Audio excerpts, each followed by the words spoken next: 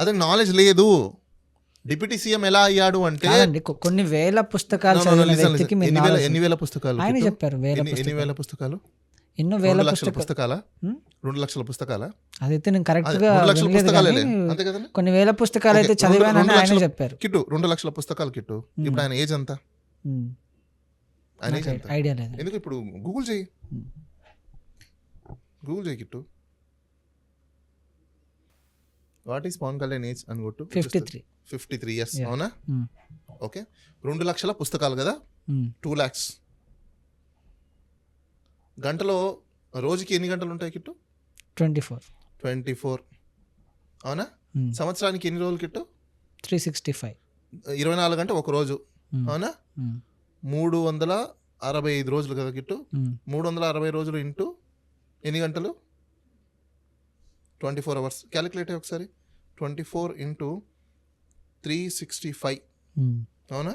ఎన్ని hours kit? 8760. Right. ఇప్పుడు ఇది ఒక సంవత్సరానికి ఇన్ని గంటలు. 8760 ఇంటూ ఎన్ని ఇయర్స్ వేద్దాం కిట్టు? 53. అప్పటికి ఎన్ని అయినాయి? 4,64 hours 280. రైట్. 4 లక్షల గంటలు. ఇప్పుడు నాకు చెప్పు కిట్టు, ఈయన 53 సంవత్సరాల్లో 2 లక్షల పుస్తకాలు కదా, ఒక పుస్తకంకి ఎన్ని గంటల టైం ఇద్దాం ఫస్ట్ అది చెప్పు. డిపెండ్స్ కదా, అది ఒక 1 hour ఇచ్చుకుందాం. నీ ఇష్టం. మినిమం ఎంత? ఒక 1 hour అలా, హాఫ్ అన్ అవర్. 1 hour. అవునా? 1 hour లో ఇంపాసిబుల్ ఒక పుస్తకం చదవడం. నువ్వు అనుకుంటే 1 hour. ఇప్పుడు దీంట్లో డివైడెడ్ బై 2 చేద్దాం కిట్టు. అంటే 4 లక్షల గంటలు, 4,64,000 గంటలు 53 సంవత్సరాలు అయినప్పుడు దీన్ని డివైడెడ్ బై 2 చేస్తే 2,32,140 వస్తుంది. రైట్. ఇప్పుడు ఆయన ఏజ్ అప్పటికి ఎంత? 23 నుంచి డివైడెడ్ బై ఎంత? 25. అంటే 25, 26 వేసుకుందాం.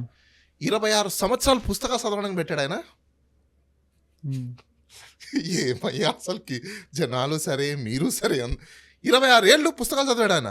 మరి సినిమాలు ఎప్పుడు తీశాడు? అంటే చదవలేదు అంటున్నారు మీరు ఇప్పుడు.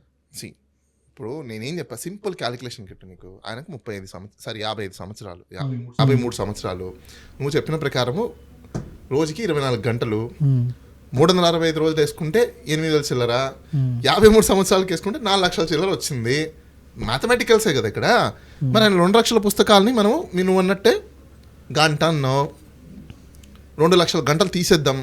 మిగిలినది ఎంత? 2 లక్షల చిల్లర గంటలు. అంటే 25 సంవత్సరాలు పోయాయి, ఇంకా 25 సంవత్సరాలు మిగిలాయి. అవునా? 25 సంవత్సరాలలో ఆయన సినిమాలు ఎప్పుడు తీశాడు? ఆయన పెరిగి పెద్ద ఎప్పుడు అయ్యాడు? పుట్టి పెరిగి పెద్ద అవ్వడానికి నీకు 15 నుంచి 20 ఏళ్ళు పోతాయి కిట్టు. 20 years వేసుకుందాం మినిమం. లేదు 15 years తీసేద్దాం కిట్టు. 15 years వేసుకుందాం. మిగిలిన ఎంత? 10 years కదా. 10 ఏళ్లలో 2 లక్షల పుస్తకాలు చదివాడు ఆయన. టైమే సరిపోదు కదా కిట్టు.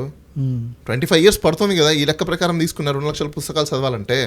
ఇంకా దీన్ని బట్టి ఇంకా నువ్వే చెప్పు కిట్టు. ఇప్పుడు ఆయనకి ఏమైనా తెలుసా తెలీదా? తెలుసా తెలీదా అని మనం పుస్తకాలు చదివడం కిట్టు. నువ్వు స్కిప్ చేయకు కిట్టు. నా క్వశ్చన్ ఈజ్ వెరీ సింపుల్. నువ్వేమన్నావు ఆయన తెలుసు అని చెప్పావు, నేనేం చెప్తున్నా క్యాలిక్యులేషన్స్ వేసి నేను ఒకటే చెప్పా. ఇప్పుడు ఆయనకు తెలుసా తెలియదా చెప్పు నువ్వు, నీ సాటిస్ఫాక్షన్. అలా కాదండి, ఇప్పుడు ఒక వ్యక్తిని జడ్జ్ చేయలేము కదా అట్లా. పుస్తకాలు చదివితేనే నాలెడ్జ్ వస్తుందని మనం చెప్పలేము. మీరు ఒక జర్నలిస్ట్, నేనేమన్నా మీరు ఆయనకు అన్ని తెలుసు అని చెప్తున్నారు. నా సింపుల్ ఏంటి, క్యాలిక్యులేషన్స్ వేసి మీకు లెక్కలు అక్కడ చూపించా. అవునా? ఇప్పుడు మీరు చెప్పండి, నిజంగా ఆయనకు అన్ని తెలుసా తెలీదా? అబద్ధం చెప్తున్నాడా? పుస్తకాల సంగతి పక్కన పెడదాం. ఎందుకంటే ఇప్పుడు ఆయన పుస్తకాలు చదివారా చదవలేదు. నువ్వైనా నేనైనా చదువుకుంటాం, చదువుకున్న నాలెడ్జ్తో మనం బయటకు వెళ్తాం. సమాజంలోకి వెళ్ళిన తర్వాత సమాజంలో ఉన్న దాన్ని బట్టి కొంచెం మనకు నాలెడ్జ్ వస్తుంది. అంతే కదా. నువ్వు ఏమీ చదువుకోకుండా ఏమీ చేయకుండా మొత్తం అన్ని నాకు వచ్చేసాయి, నేను చదివేశాను, నేను చేసేసానంటే నువ్వు అబద్ధం చెప్తున్నట్ట, ప్రజల్ని మోసం చేస్తున్నట్ట, నీ ఫ్రాన్స్ని నువ్వు మభ్య పెడుతున్నట్ట. కావునా కాదా? అవును కదా. ఇప్పుడు నీకు అన్నీ వచ్చని చెప్పేసి సముద్రంలో ఈత ఆడదాం అని చెప్పి నీకు వచ్చాను కిట్టు. నేను నీకు ఈత రాకపోతే నన్ను దోషేసావు అనుకో, నన్ను కాపాడే దేవుడు కదా. నీ మాట నమ్మి దూకేసాము, నీకు వచ్చని చెప్పేసి అని. నాకు ఈ సముద్రంలో ఈత రాదు, నేను వేరే సముద్రంలో ఈత ఆడను అనుకో, ఏమంటావు అప్పుడు? Okay, very dangerous. సమాజానికి, ఫ్యూచర్కి డేంజరస్. నేను అందుకే నీకు లెక్కలేసి చూపించా. ఎందుకంటే ఇలాంటి వ్యక్తి, ఇప్పుడు మనమంతా స్టాటిక్స్ మీద మాట్లాడండి అబ్బా, డేటా మీద మాట్లాడండి. Now we are in 20th century. ఇంకా ఇల్యూజన్స్ ఏంటి, ఊహా చిత్రాలు ఏంటి కిట్టు ఇక్కడ? రియలిస్టిక్గా మాట్లాడదాం. ట్రాన్స్పరెంట్ ఎరాలో ఉన్నాం మనము, ఎక్కడున్నాం? కంటికి కనిపించే నమ్మే పరిస్థితుల్లో మనం ఉన్నాం. అవును. ఇంకా ఉష్ణోగ్రతలు ఎక్కడో వస్తాయంట, చెట్టు వాలితే వస్తాయంట, ఆ రేంజ్లో రేం. ఈరోజు అక్యురసీ ఉంది మనకు, అక్యురేట్ ఇన్ఫర్మేషన్స్ ఉన్న ఎరాలో మనం ఉన్నాం. అందులో కదా కిట్టు మనం మాట్లాడాలి.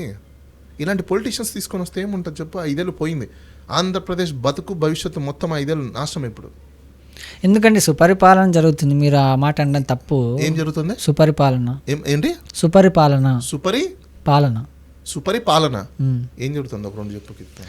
అంటే నేను చెప్పట్లేదు, నా విషయం పక్కన పెట్టేస్తే ప్రతి ఒక్క జనాలు ఆంధ్ర ప్రజలు అంటున్నారు అని చెప్పేసి మీరు ఏ మీడియాలో అన్నా చూడండి. అందరు మీడియా వాళ్ళు లేకపోతే సోషల్ మీడియా అందరు కూడా నాది ఒకటి, ప్రజలకి మీరు అందరు ఇది చేరవేయండి. ప్రజలే అంటున్నారు కదా, అందరు దయచేసి ప్రజలారా మీరు ఒక ట్విట్టర్లోనో ఫేస్బుక్లోనో ఒక హ్యాష్ ట్యాగ్ క్రియేట్ చేయండి, రియల్ స్టేట్మెంట్ అని చెప్పి మీ బ్యాంక్ అకౌంట్ స్టేట్మెంట్లని డౌన్లోడ్ చేసుకొని ఒక సంవత్సరానికి గత ప్రభుత్వంలో మీకు ఎంత బ్యాలెన్స్ ఉంది వచ్చింది, ఈ ప్రభుత్వంలో ఒక సంవత్సరానికి ఎంత బ్యాలెన్స్ వచ్చింది, మీ బ్యాలెన్స్ మీరు చూసుకోండి. ఎవరిది ఎక్కువ ఉంటే వాళ్ళది సుపరిపాలన, రైటా? అట్లా అవుతుంది మరి, అంతే కదా కిట్టు. సుపరిపాలన అంటే అర్థం డెవలప్మెంట్ కూడా చూసుకోవాలి కదా కిట్టు. నేను అక్కడికి వస్తున్నా కిట్టు, డెవలప్మెంట్ దగ్గర కూడా వస్తాను నేను. ఇప్పుడు గత ప్రభుత్వంలో ఎన్ని కంపెనీలు వచ్చాయి, ఎన్ని ఇన్వెస్ట్మెంట్ వచ్చింది, ఎంత రెవెన్యూ వచ్చింది ఒకటి. ఈ ప్రభుత్వంలో ఎన్ని ఇన్వెస్ట్మెంట్స్ వచ్చాయి, ఎంత రెవెన్యూ వచ్చింది, ఎన్ని అప్పులు చేశారు అన్నది ఒకటి. అవి కూడా టాలీ చేసుకుందాం, ఒక ఆర్టీఏ పెడదాం, అది కూడా తీసుకుందాం. 1 yearకి వాళ్ళు ఏం చేశారు, 1 yearకి వీళ్ళు ఏం చేశారు, రైట్? ఇప్పుడు సుపరిపాలన అంటే అర్థం ఏంటి? నువ్వు ఓన్లీ ఏదో ఇన్ఫ్రాస్ట్రక్చర్లో కట్టుకుంటే సుపరిపాలన కాదు. ఇప్పుడు అమరావతి ఉంది కిట్టు, ఈరోజు అమరావతి 50,000 ఎకరాలు మీరు తీసుకున్నారు, నువ్వు వెళ్ళి ఇల్లు కట్టుకోగలుగుతావా? నా క్వశ్చన్. లేదు. మరి సుపరిపాలన ఎలా అయింది? అమరావతిలో నేను ఎందుకు కట్టుకుంటా అండి? అమరావతిలో నువ్వు పోకపోతే ఇంకెవరు పోతారా? ఇంకెవరు పోవాలి అక్కడ? నాకు క్వశ్చన్ చెప్పు కిట్టు, నాకు చెప్పు. ఇప్పుడు అమరావతిలో ఎవరు పోయి ఉండాలి? ఇప్పుడు అమరావతి కిట్టు ఇల్యూషన్స్లోకి వెళ్ళిపోతాం కాసేపు. అమరావతి అనే ఒక రాజధాని, ఆ రాజధానిలో ఇప్పుడు నేను ఇల్లు కట్టుకోవాలనుకుంటున్నా, లేకపోతే నువ్వు ఇల్లు కట్టుకోవాలనుకుంటున్నావు. ఇప్పుడు అమరావతి రాజధానిలో నిజంగా మనం ఇల్లు కట్టుకునేంత మనకు కెపాసిటీ ఉన్న ఇన్కమ్ కానీ, లేకపోతే మన కెపాసిటీకి తగ్గట్టుగా బడ్జెట్ కానీ, ఆ బడ్జెట్లో మనకు అక్కడ దొరుకుతుందా? దొరకదు కదా. మరి దొరకనప్పుడు ఇప్పుడు నాకు చెప్పు, అక్కడ ల్యాండ్ ఎవరు కొంటారు? డబ్బులు ఉన్న వాళ్ళు కొంటారు. మరి ఆ రాజధాని ఎవరి కోసం? డబ్బు ఉన్న వాళ్ళ కోసం. మరి మనం ఎక్కడ ట్యాక్సులు కట్టేది ఎవరు? శ్రమ పడేది ఎవరు? ఏం కిట్టు ఇది అన్యాయం. ఇంతకంటే దౌర్జన్యము, దుర్మార్గము, ఇంకా అన్యాయం ఎక్కడైనా ఉంటుందా? ఇంత బేసిక్ లాజిక్ కూడా ఎలా మర్చిపోయారా ప్రజలందరూ? నాకు అర్థం కాలేదు. మీరు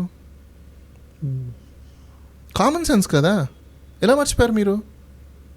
ఈ మాత్రం బేసిక్ సెన్స్ లేకుండా రాష్ట్రం మొత్తము. ఇప్పుడు అమరావతిలో ల్యాండ్స్ కొనలేము, హైదరాబాద్లో కొనలేము, ఇట్లా రాజధాని ప్లేస్లో డబ్బులు ఉండే వాళ్ళే ఇన్వెస్ట్ చేస్తారు కదండి. అవునా? హైదరాబాద్లో డబ్బులు ఉన్న వాళ్ళు ఉన్నారు కిట్టు. డబ్బులు లేని వాళ్ళు ఎవరు లేరా? డబ్బులు లేని వాళ్ళు ఎందుకుంటారు? రెంట్లు పే చేసి ఉండాలి. డబ్బులు లేని వాళ్ళ ల్యాండ్లు పెరిగాయా, లేకపోతే డబ్బులు ఉన్న వాళ్ళు ఇక్కడ ఉన్నారా? నాకు అది చెప్పు. డబ్బులు లేని వాళ్ళ ల్యాండ్ అంటే ఒకప్పట్లో ల్యాండ్ వాళ్ళకంత చీప్లో వచ్చినట్టే కదా రాజధాని అనుకున్న టైంలో. మరి ఇప్పుడు రాజధాని అనుకున్న ప్లేస్లో ల్యాండ్ చీప్గానే కదా కిట్టు రావాలి. అది ఫ్యూచర్లో కదా కిట్టు పెరగాలి. నువ్వు ఈరోజే 50 సంవత్సరాల రేటు పెంచేస్తే రాజధానికి పోవాలంటే ఎవరు పోరు, రాజధానికి రమ్మంటే ఎవరు రారు, రాజధానిలో నివసించమంటే ఎవరు ఉండరు.